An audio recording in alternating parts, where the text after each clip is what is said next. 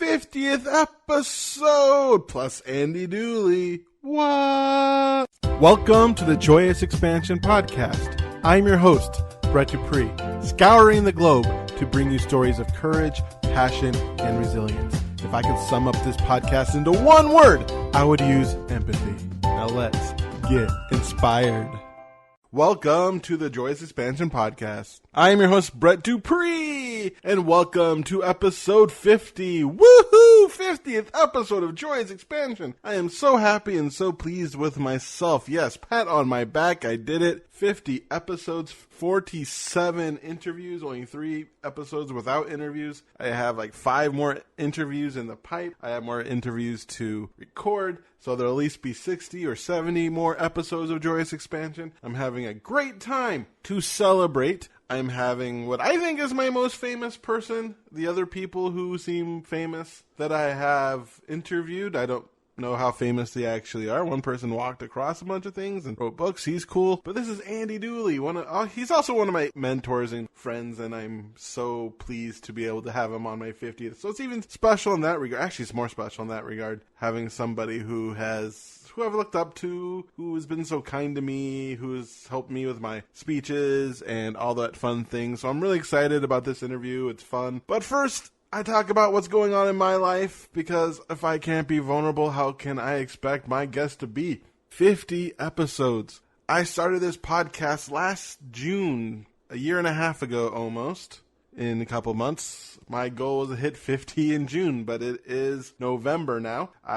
Last year, I did not post anything. This podcast, a lot of it represents me, and I'm noticing more and more about me. At first, this podcast was a hope to promote myself and get myself out there to people to get lots of views, and maybe the people I interview would share it with their people, and then I'd get more notarized, and then get client speaking engagements, book sales, all that fun things. And to be honest, that hasn't really been happening for me too much. This podcast gets some listens, not as much as I would like. Some people, just hasn't been as successful business-wise for me. And so at the beginning, I had to change. If I was going to continue this podcast, I was going to change how I focus on it. What exactly do I want out of it? Number one, I want a platform for people to share themselves. One of the reasons why I enjoy getting people who haven't done podcasts before, because it's just something fun with talking about people and helping people push out of their comfort zone. And then I had to think about it. I have to look at this podcast and look at my life as an entrepreneur and notice that I have a pattern, that I have the pattern of starting something, getting super excited, and then stopping once things get harder, not going to be what I want. So I decided in January, I would think I was on episode 12 then. So what, 38 episodes and so many time? I don't know. I've done well this year, I think. I've only skipped a couple of weeks that I can remember, and that's mostly due to time. One, I also did a podcast with just me, and it was not very good. I just did not have and I was really tired that day. I was like, I'm just going to get this done. And I was editing. I'm like, this is terrible. I have no energy, and I don't want to put out anything with no energy at all. And so I decided to really buckle down and utilize this podcast as a way to grow myself and also put it out there, grow my business, grow my speaking, sell more books and blah, blah, blah. But mostly to grow myself, because a lot of people out there,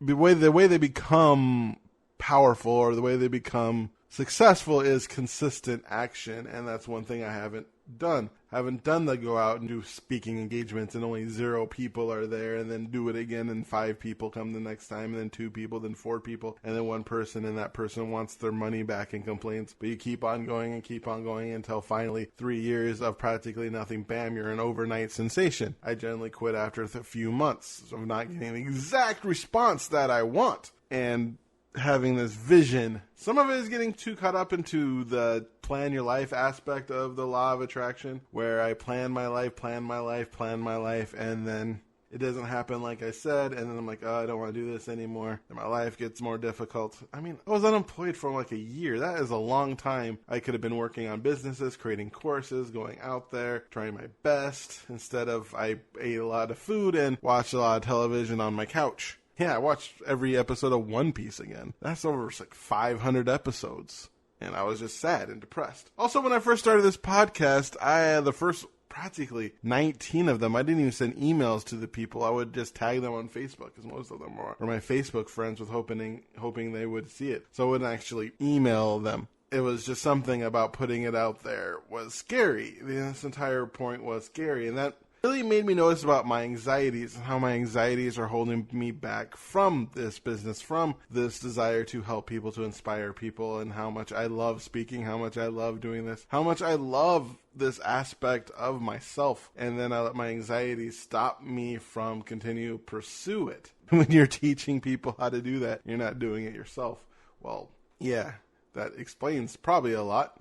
But at the same time, I don't want to quit.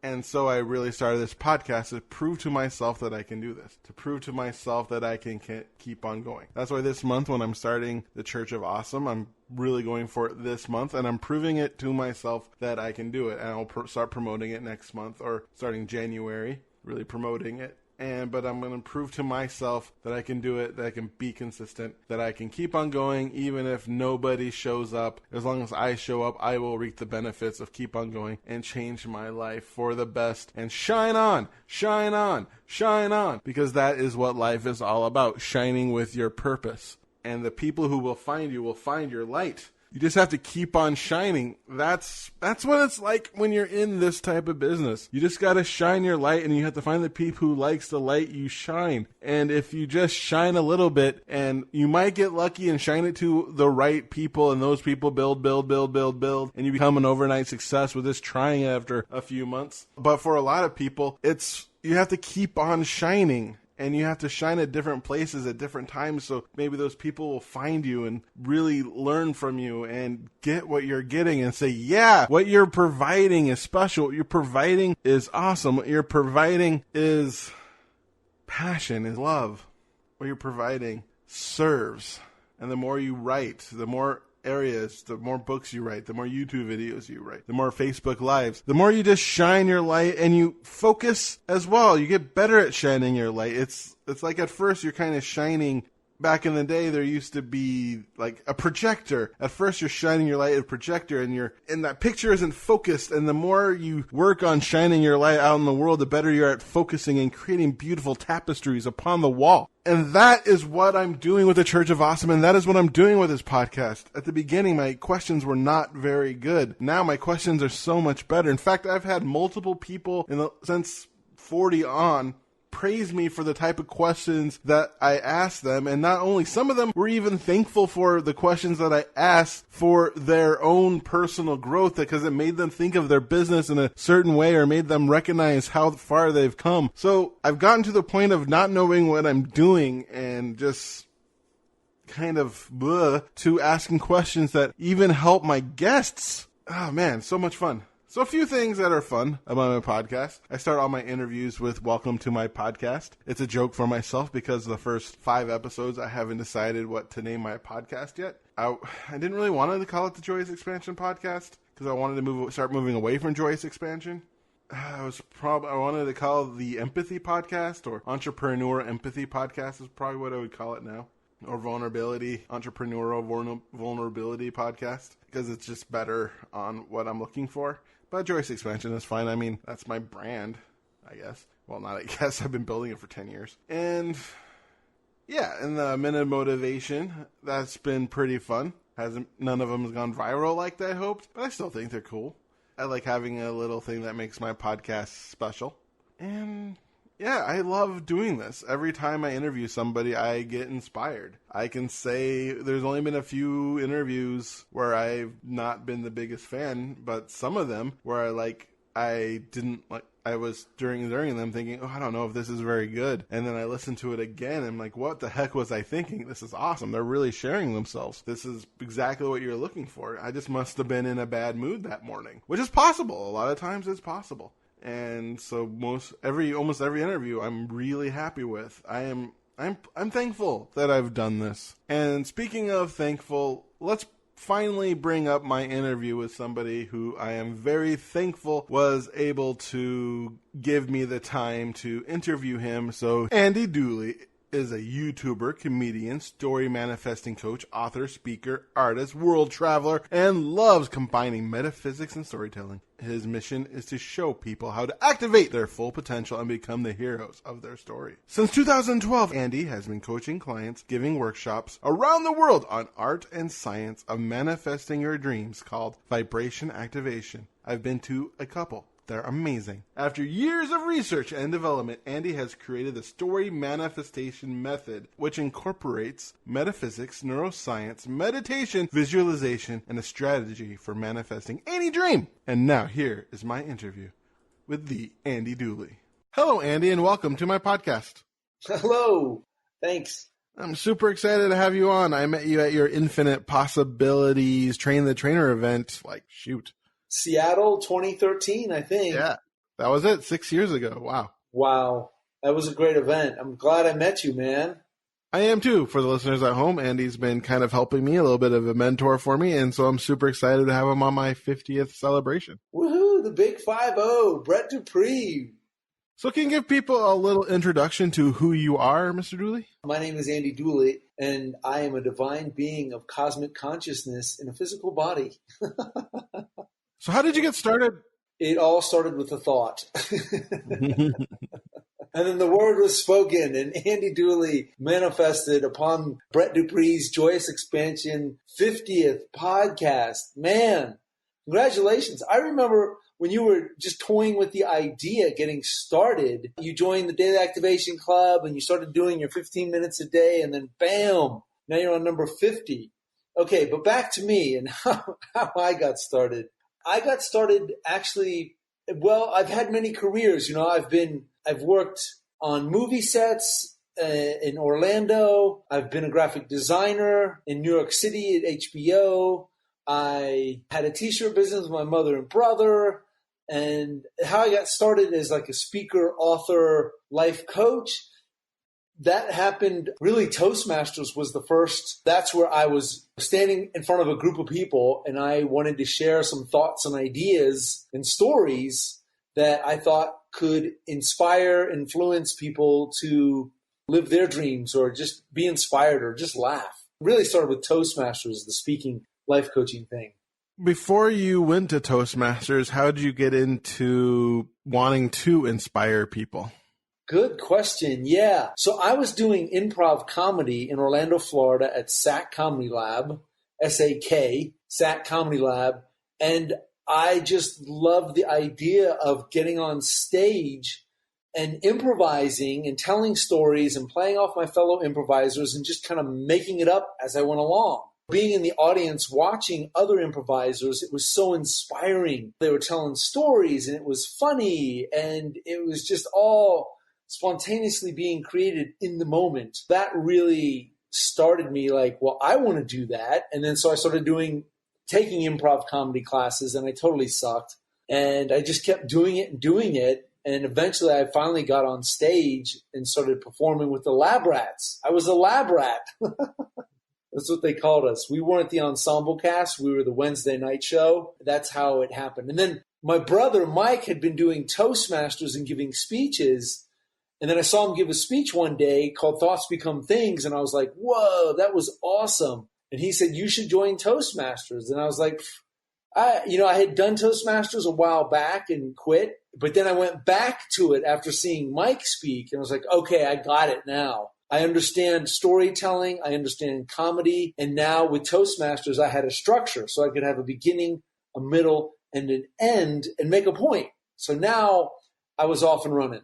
So it sounds like you're able to combine two very similar skills, but both of them also quite different, being able to create a structured speech as well as being able to riff on your own. Yeah, two very different skills. And because I got back into Toastmasters and I started winning pretty much every contest I entered. And then people came to me and said, Andy, how are you doing this? This is great. You should teach a class. And I was like, well, just go to SAC Comedy Lab. And then another month goes by, 2 months goes by, and people keep telling me, Andy, you should teach a class. You should teach a class. And then this one guy named Andy, he was from England, with his British accent said, Andy, you must teach a class. If you don't teach a class, I'm going to go to SAC. I can give you my money or I can give SAC my money. And I was like, okay. So I put together a 6-week workshop in the back of the theater. There was a little room. It literally had a hole in the wall and like carpet stains and just a mix of random chairs. And I taught the class back there.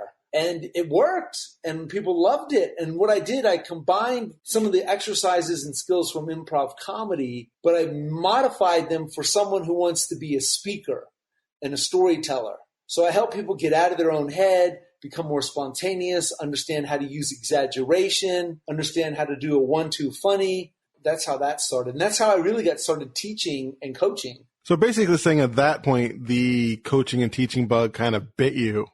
You're like, I want to do more of this. Then people came to me and said, Andy, will you help me with my speech? And I was like, sure. And I'd help them with their speech and it would turn out great.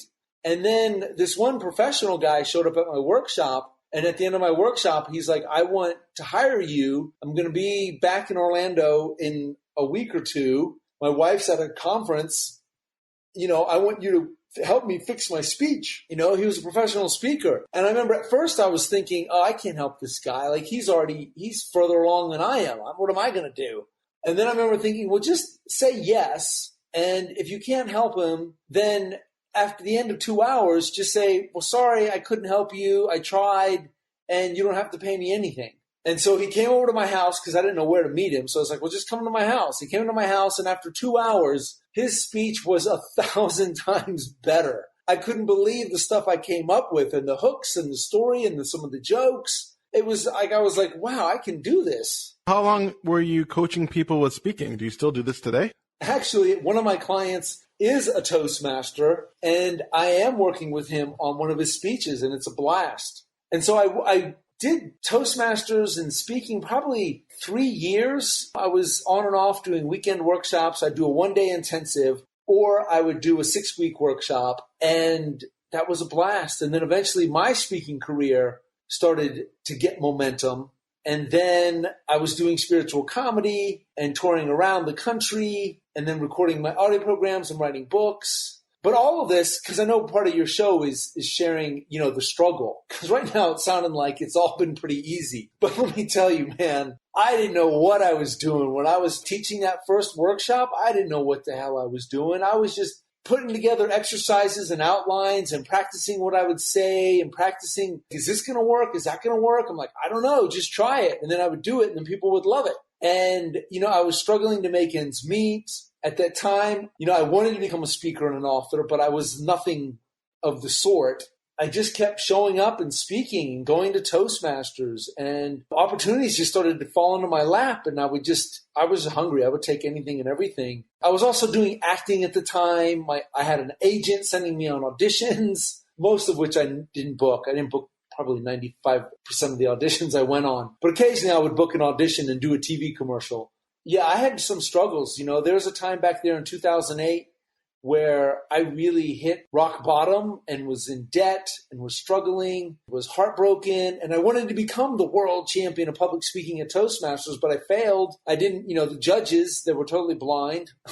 And I didn't win. And then I was like, crap, what am I going to do now? And I just kept speaking, and then I started writing, and then I started doing more workshops, and then I just kept thinking positive, believing in my dream and vision and taking action and moving forward. And just one thing led to another and opportunities opened. So during those times when you were first starting out and working the workshops without knowing what you're doing, during that time, did you receive any negative feedback?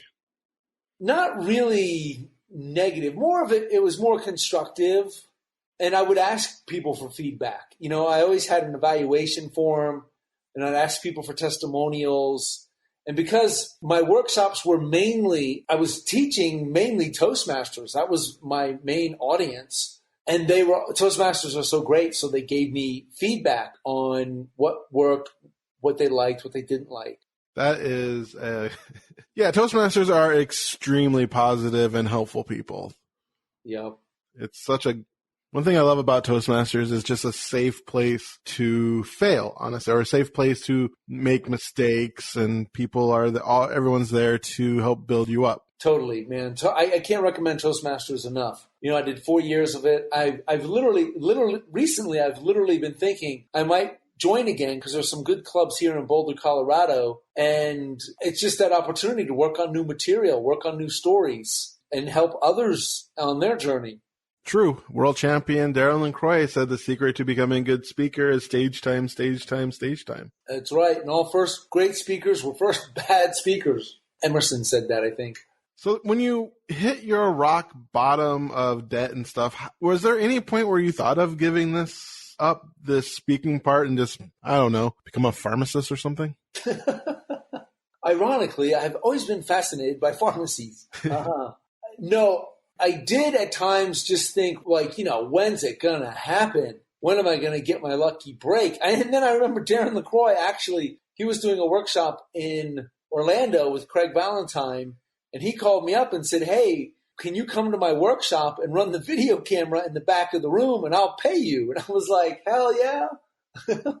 There were plenty of times where I felt like, when's it going to happen? And even now, I still feel like I am where I am, but then we all have that vision of, the next big thing that we're working on. I'm like, I still feel like at times, when's it going to really happen? But it is happening. That's the thing, the listener to be aware of. It's happening, right now in this very moment, it's happening. Who knows who's going to listen to this podcast, and who knows what this could lead to. And it's happening for you. It's happening for everyone listening. You really just got to keep believing and not let reality dictate how you feel. So how do you go about doing that? Allowing yourself to pivot, especially when you look at the outside world and this thing you really wanted to accomplish just didn't happen and just flamed out and wasn't the vision that you looked upon in your mind at sigh. Right. So it takes practice. And some of the tools I use are the transition story. And a new tool I've been working on is verbal visualization. Because we all know imagination and visualize the end result and see yourself being, doing, and having. It's a powerful tool, right? Everybody listening, I'm sure, has manifested and visualized something into reality. But we don't do it every day. And actually, I know most people really suck at creating mental pictures in their mind because your mind wanders. You start visualizing yourself on stage speaking to people, and then the next thing you know, you're having a fantasy about somebody, or you're thinking of something you've got to do that you thought was done, but now you just got reminded because of a text message. And so when you verbally visualize, you're like telling the story out loud. I see myself walking into the room and being introduced onto the stage, and everybody's clapping and cheering. And then I stand on stage and I have this great opening quote or comment, and it sets everybody at ease, or it makes everybody laugh. And I can feel myself walking on the stage, and I'm making eye contact with people in the audience. So when you speak it out loud like that, then you can stay with a story narrative.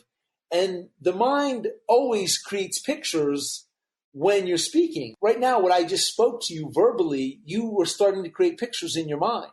And then if you feel that, like, wow, that excitement of on stage, everybody, I finished speaking and now I'm off the stage and people are lining up at the table because they want an autograph and they want a picture, and it's so much fun. And everybody's just filled with compliments and smiles, and it's picture after picture. Is this really happening? This is so much fun. So do you see how using verbal visualization, verbalizing the story, then that way your mind doesn't get wandered? Because right now, if I tried to visualize all that in my mind, I could easily get distracted. Yeah, I can see how that would work. But I'm also curious because I know when it comes to affirmations, there's this idea that if you say an affirmation that you do not believe, you actually feel worse about it. Right. So what happens if you try the verbal visualization, but it actually kind of makes you feel bad because you're wondering this is not real, this is not happening? To those people, what would you tell them? I would say do the transition story. And that's a tool I've come up with that's transformed my life. It's transformed my clients. I was just talking to a friend of mine yesterday who is now a recording artist singing, Raquel. You might even know Raquel Hanna. And we're about to release our Raise the Vibe music video. And she was now in LA, or even before she moved to LA, she wanted to start being seen and get out there and start using her voice and start singing. And she tried to tell the affirmation of, I am now a successful singer. I am now in the studio recording my album. But she just couldn't feel it or believe it. And so she used the transition story and said, I'm beginning to be seen. I'm beginning to put myself out there. I'm allowing the universe to bring me the right people. I'm becoming more confident. So to tell the transition story, you use 3 magic words: beginning, becoming, and allowing. So go ahead, if you're listening to this, write that down: beginning, becoming, and allowing. Because when your brain hears, I'm beginning to put myself out there, I'm beginning to show up consistently, I'm beginning to believe that my voice is good enough, I'm beginning to show up consistently, I'm allowing it to be fun, I'm becoming more confident, I'm becoming more focused, I'm beginning to stick with it. Those phrases, you could call them affirmations, but if you put it into the form of a story, then it's a believable story. You can go from where you are to where you want to be. So one thing I like about you is when you get on stage, you are very good at being vulnerable with the audience as well as one-on-one. So I was wondering, was that always something that was natural to you, or is that something you actually worked on? It's a bit of both. There's that feeling of sharing something that you might not normally want to share, then knowing that when you do it, it's going to connect you with other people. And there's like strength in that. Because, well, actually, I really learned how to be vulnerable doing improv comedy. And then I studied an acting technique called Meisner, which is really about vulnerability. And once I did Meisner for, I think, 1.5 years, maybe 2 years. That really shows you, because everybody in the class is becoming more and more vulnerable as you go through the class, and you see the beauty and the power and the strength and vulnerability and just the honesty and the connection that you make with the others who are being so vulnerable. And to get on stage and be vulnerable, it's scary, but it's liberating too. Yeah, I like what you said about building a connection. When I think of my speaking personally within Toastmasters, that's what I've been working on the last 2 years, is really how do I truly connect with the audience? How do I allow them to truly feel me and what I'm saying? Yeah, and that's a great intention to set. And then as you're writing your speech, whether you're giving a speech or you're writing a social media post or a blog or a book, the more you have the intention to share more of yourself and be real and let people know that you've been struggling or you really hit a wall, they can go, yeah, me too. Like, I'll be vulnerable now. Maybe 4 months ago, I was in a relationship that came to an end, and I wasn't expecting it to come to an end. Obviously, I didn't end it. And that really sucked. It hurt. I cried. We did have closure, and it was a good thing. So it ended with lots of love and respect. But man, I tell you, man, going through a breakup when you're not expecting it really takes the wind out of your sails. And I had to use a lot of my tools to change my focus, to change my story. Because, you start to play the victim, I'm not good enough, that stuff. And it's like, wait a minute, don't feel sorry for yourself. Dig a hole for yourself. I didn't do anything wrong. It was on her part. She needed space. She had been through a lot recently and needed space and time away and just needed, freedom. And so I was like, okay, yeah, sure, you got it. Still, it sucks when you're that close to somebody and have that kind of connection and then it's just gone. Oh man, I'm sorry to hear that. You two were so cute together. I know. Yeah, and we're still really close and friends. That chapter of both of our lives is done, and it's all part of like living in the now, and that was then, this is now. And moving forward with everything that was shared and learned, and both grew into better versions of ourselves. And I learned so much about myself. I have more love for me now, and things are looking up. Things are good. I think that's a perfect example of something I've learned over my life, because I remember when I first got into spirituality, I thought I'd be able to create this happy, sunshiny rainbow world that I lived in, and practically nothing I wouldn't want would happened to me because I could raise my vibration to an extent where my life is perfect. And then my uncle died. And I recognized that there's no way I could raise my vibration enough that my uncle would never die or my dad would never die or just bad things wouldn't happen to me. But the reality is, like, personal development, all this work gives you the tools when those things happen so that you can process them and then get to the point where you do recognize, time to move on. But you also process it so you can move on in a healthy way. Right? Everything's a process. We're going through the process. We're learning the process. We're always processing and everything, right? I mean, Nietzsche said, what doesn't kill you makes you stronger. Surfing the waves of contrast. What's the gift in this? That was a question I had to ask myself a lot. What's the gift in this? Who am I becoming because of this? And how can I use this going forward? That's another thing. It's having the right mindset and asking the right questions. But I'll tell you, there were days where it's like just running it over in your head and you start doing the woulda, coulda, shoulda and what happened, and you just can get caught into a funk, and it's human nature. And I would tell myself, Andy, stop, cancel, clear. All your love is here. You're not any less than you were before. You're only more than you were. Stop cheating on your future with your past. The past is past. It's done. And every time I start thinking about it or reliving it, I'm living in the past and I'm cheating on my future. And I don't want to cheat on my future. I'm missing opportunities that are possibly right in front of my face if I keep dwelling on the past. So it's like you have to accept the past, process it, find new thoughts, new beliefs, tell a better story, and get up and live another day. Awesome. I hope you add that story to your workshop, because that's such a great example of how you practice what you preach, which I think is very important in this personal development world that we live in. Yeah, thanks. Yeah, I will be using it. Actually, in California this year when I spoke doing my workshops, I shared a bit of that, of, hey, here's how I use step 1 of vibration activation. I was on the complaint train. I was not feeling good. I was not bitching, but, I call it the bitch train. I was just focused on what went wrong instead of what went right. And I had to change my focus. I had to change my thoughts. I had to change how I saw the situation, because I love how Abraham Hicks will say, see this through the eyes of source, or see it through the eyes of love, see it through the eyes of God. How does source energy see this situation? It's like, it's just a divine unfolding and nothing has gone wrong. Awesome.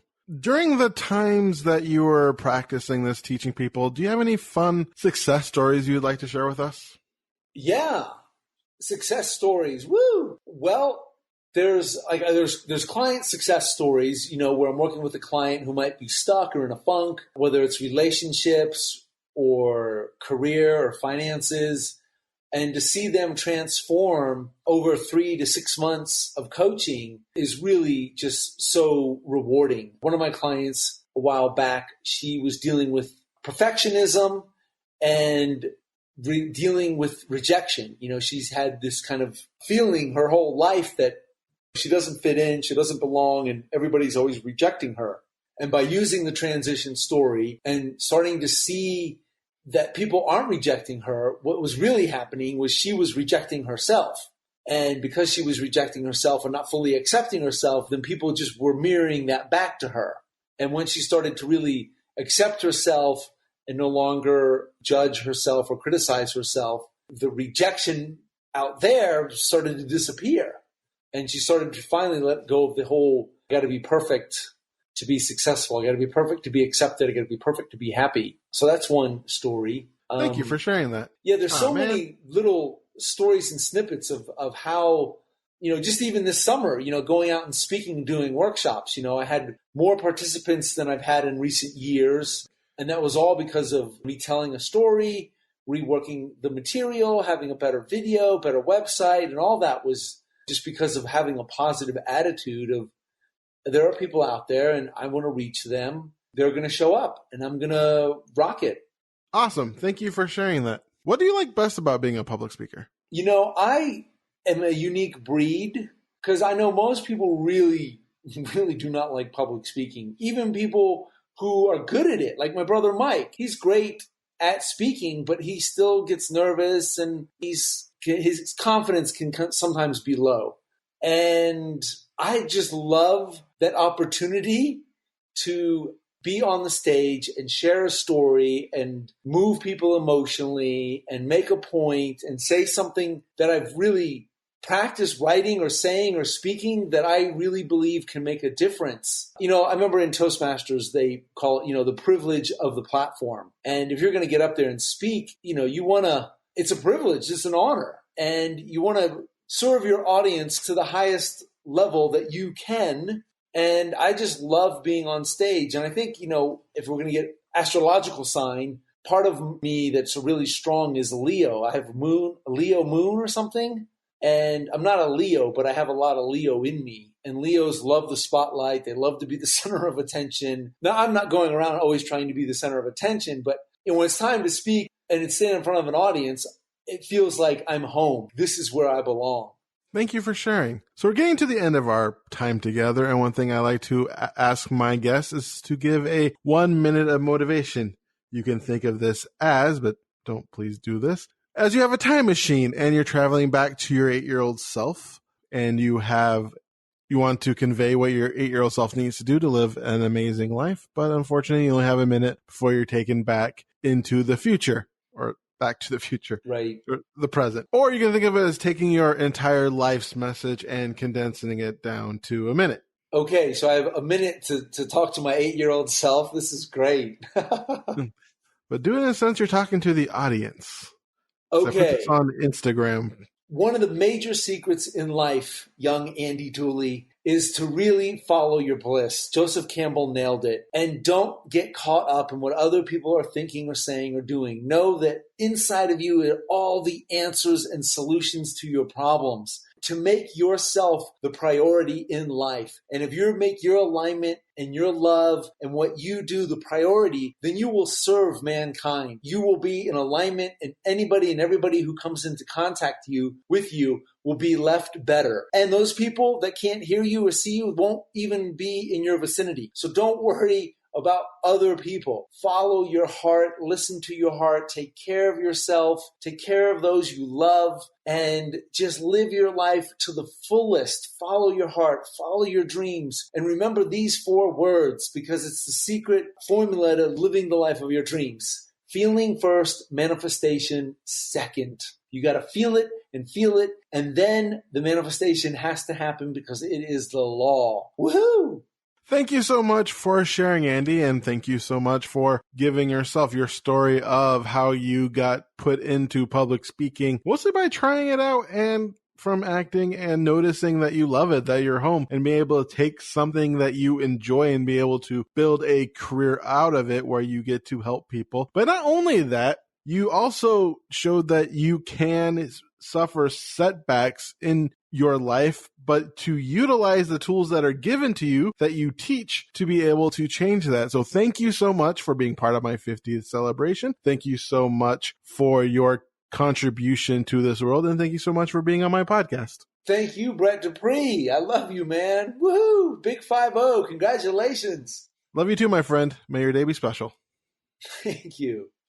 And there you have it, folks. That was my interview with the Andy Dooley. Wasn't that exciting? I didn't even really know about his story manifesting method. That is so cool. Being able to talk your story out. Andy always being, always becoming. The story of how I met Andy Dooley was many years ago, I believe 2013, January. I went to an Infinite Possibilities Train the Trainer event. I wanted to start running my own workshops, and I thought, I can learn how to from the pros. Infinite Possibilities, Mike Dooley. I've been following Tut for years. And quite honestly, I didn't know Mike had a brother. Yeah, that's the truth. I just knew about Mike Dooley because I saw The Secret, and he seemed cool on The Secret, and I believe I got his book Infinite Possibilities then, and listened to it. The fun part about going to the Infinite Possibilities Train the Trainer event, I did listen to it on audio, and I enjoyed it, or I read it. One of those two. I know I listened to it or enjoyed one of his books before I went, and talking to so many people there, they talked about how their life was changed by this work, and my life wasn't. I just really enjoyed the process and the fact that the price of that workshop was something I could afford at the time. And So going there and meeting all those people was super fun. I'm still in touch with a few of them today. It is super cool watching a lot of them grow, including Andy. And I got this idea of asking Mike to write the foreword of my book, because I was writing my book at the time. That was when I was close to getting it out there. And then I saw Andy Dooley, and I saw how he was more aligned with the vision of Joyous expansion, with him being all bombastic and goofy and just having that big energy. Like, Mike is more of a focus energy. He has a joyfulness about him, but I really liked Andy's goofiness and spiritual comedy, and I thought, you know what? I want Andy to write my book because he seems more aligned with Joyous expansion than Mike. And I also he talked about in one of his stories on how he did Toastmasters and he wanted to be the world champion of public speaking. One thing I was working on was adding more humor to my speech, and so I asked Andy if he would be willing to help me with my speech. And he said sure, but I would have to play this game of how to rile up a crowd, and it was this exercise called Oh My Brothers and Sisters, where you go up and you're acting like a preacher. And so I got up and did that, and that was the biggest crowd at the time, the biggest crowd I ever spoke in front of. And man, did I rile up the crowd. It was awesome. It was pumped it up, and people were saying, "Oh, my brothers and sisters" to me all weekend, and that was a great experience in my younger days. That was only like 6 years ago. It wasn't really that long ago, right? 6-7 years ago. Anyway, yeah, that was a great experience, and showing that I can rile up a crowd. I guess, man, I've been on my downswing for a really long time. It's time to end that early, you know? That's why I'm doing the Joyous expansion. That's why I'm doing the Church of Awesome. That's why I'm doing these things. Anyway, that's on a tangent. I'm doing Awesome Health Journey. Look for it on YouTube. I'm getting out of this 6-year rut that I've kind of felt I've been in. And really go for it. Anyway, and so through my time with Andy and working on a speech, sometimes I'd help him with his speech as well, because, you know, I've been Toastmasters and I've just crafted and learned a lot from a lot of people and studied what speaking. And one thing I feel I can do good for Andy is help tone him down in certain places, because Andy likes to really be out there. And one thing I feel I can do is more ground his speeches better. And one thing he's good for me is getting me out there and making me more goofy, because honestly, my humor is really, really dry. I am dry and subtle. And one of my biggest things I've worked on and being humorous in my speeches is how to convey that in a way that other people get my sense of humor.